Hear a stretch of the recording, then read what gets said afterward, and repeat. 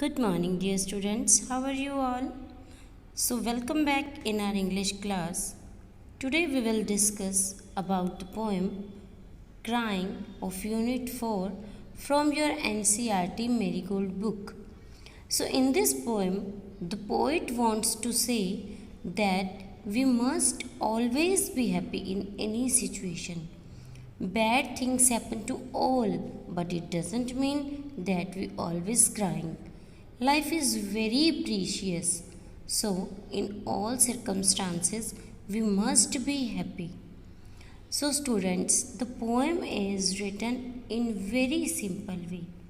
The poem Crying is written by Galway Kinnell. So let's start its explanation. Crying only a little bit is no use.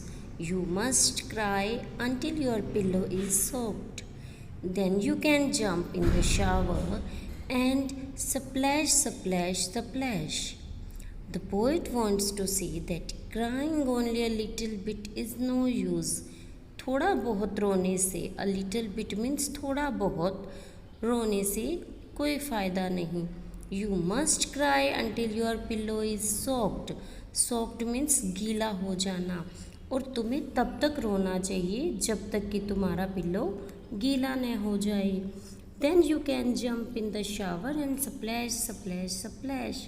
और जब तुम अपना pillow पूरी तरह से गीला करके इट मीन जब आप जी भरकर रो लेते हैं, then you can jump in the shower and splash, splash, splash.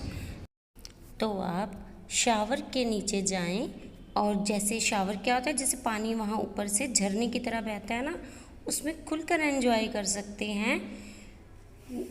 Then you can throw open your window and ha ha ha ha. And if people say, hey, what's going on up there? Ha ha, sing back. Happiness was hiding in the last year. I wept it. Ha ha. So in this stanza, the poet wants to say that after crying, you can throw open your window. आप अपनी window को open कीजिए और ज़ोर ज़ोर से खुलकर हंसिए. और and if people say hey what's going on up there, कि सब अगर लोग आपसे पूछें कि क्या हो रहा है, क्यों हंस रहे हो विंडो ओपन करके, तो हा हा सिंग बैक, उन्हें फिर से हंस कर दिखाओ और उन्हें कहो कि happiness was hiding in the last tear. Tear means होता है आंसू. जो मेरा लास्ट आंसू था, लास्ट ईयर था, उसमें मेरी खुशी छिपी हुई थी. हैप्पीनेस मीन्स खुशी और हाइडिंग मीन्स छिपी हुई. जो हैप्पीनेस थी वो मेरे लास्ट आंसू में छिपी हुई थी. एंड आई वेप्ट इट, और मैंने इसे भगा दिया, इसे साफ कर लिया. हाँ हाँ, तो इसलिए अब मैं पूरी तरह से खुश हूँ, एंजॉय कर रहा हूँ. तो देखिए, this is very interesting poem written by Galway Kinnell. So next we will see its new words. So first is soaked. Soaked means completely wet, means पूरी तरह से गीला होना. Next is shower.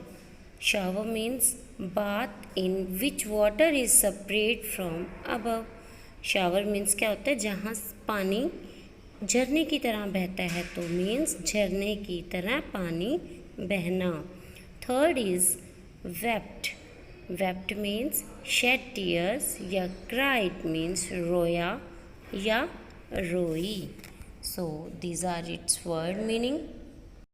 Now see its question answers. So first question is, according to the poet, should you cry a little or should you cry a lot. Poet के according poet ने क्या कहा है कि आपको थोड़ा रोना चाहिए या ज़्यादा रोना चाहिए. Yes, according to the poet we should cry a lot, कि हमें बहुत ज़्यादा रोना चाहिए. जैसा कि पोएम में बताया है, पोइट ने कहा है कि आप तब तक रोइए जब तक कि आपका तकिया गीला ना हो जाए. So it means the answer is that according to the poet we should cry a lot. Second question is, what can you do after crying a lot? आपको क्या करना चाहिए बहुत ज़्यादा जब रो लेते हैं आप, उसके बाद आपको क्या करना चाहिए? So the answer of this question is, we should laugh heartily after crying a lot. हम बहुत ज़्यादा हंस सकते हैं. Heartily means दिल से. Next, third question is, read the first 2 lines of the poem. Is this mood? तो 2 lines आप पोएम की स्टार्टिंग वाली रीड कीजिए और उसमें बताइए कि पोइट का मूड कैसा था. तो देखिए क्या है first 2 lines. Crying only a little bit is no use, you must cry until your pillow is soaked. इसमें बच्चा रो रहा है तो बॉय का मूड कैसा है? देखिए आपको ऑप्शन दिए हुए हैं, हैप्पी, सैड, एंग्री, जेलस या अपसेट. तो बॉय का मूड कैसा था? Yes, he is in sad mood. तो उसका मूड कैसा था? सैड. तो हम यहाँ टिक कर देंगे. नेक्स्ट है, इन the last few lines the mood off the poet has changed. What is it now? अब लास्ट 2 लाइन्स पढ़िए और फिर बताइए कि बच्चे का मूड कैसा था. क्या है last 2 lines? Happiness was hiding in the last year, I wept it, हा हा. तो अब बच्चा खुश हो गया है. तो बच्चे का मूड कैसा है? क्या ऑप्शन है आपके? Very happy, angry, cheerful, sad और जेलस. तो क्या इसका right answer? Very happy. Okay, so these are the question answers. Next is, are these sentences right or wrong?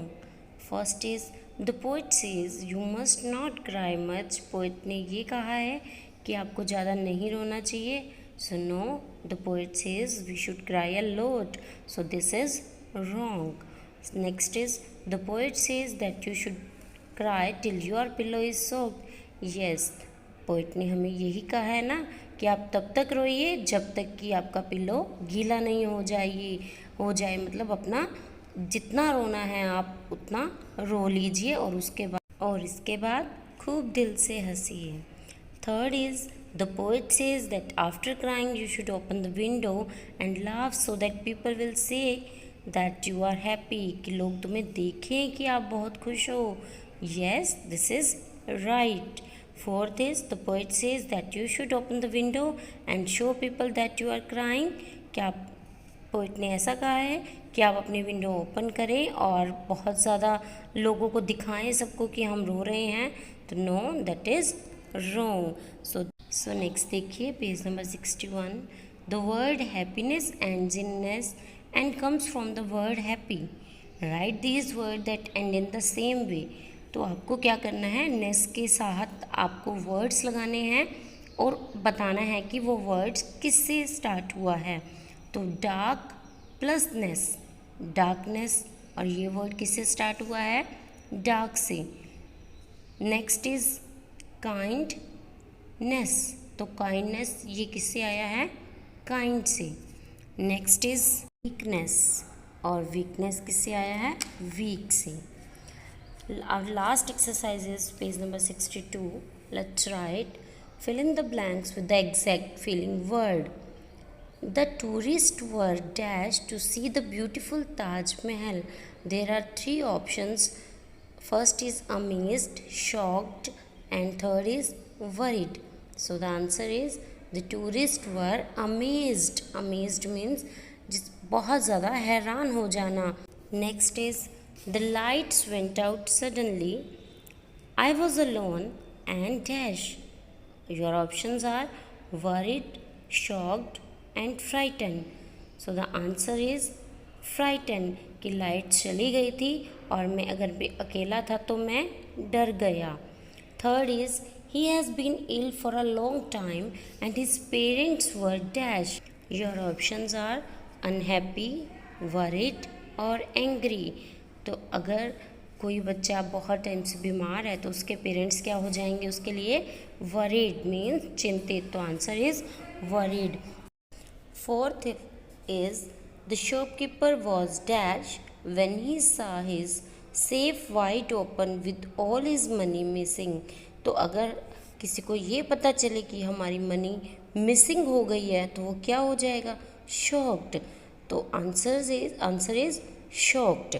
So this is about the book work. So do your book work with pencil. So bye. Have a nice day.